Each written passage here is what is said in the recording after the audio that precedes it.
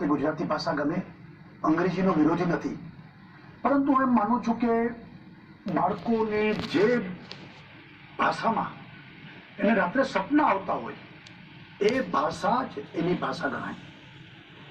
આજકાલ મીડિયમ ઇંગ્લિશનો સ્વાભાવિક છે કે આગળ જતા એની કેરિયરમાં એની જરૂરત છે, એનું ક્રેઝ પણ છે, પરંતુ મા બાપ ભૂલી જાય છે કે ડે ટુ ડે નો વ્યવહાર એ પોતાની માતૃભાષામાં હોય છે. એટલે માતૃભાષા એ પહેલી ભાષા રહે, મહત્વની રહે, અને એમાં જે મૌલિકતા, સ્વાભાવિકતા, મીઠાશ એ હોય છે એ અંગ્રેજી ભાષામાં ના મળે. એટલે હું એમ માનું છું કે ગુજરાતી ભાષા એ આપણા સૌની માતૃભાષા છે અને આપણે એમાં એનું ગૌરવ આપણે કરવું પડે.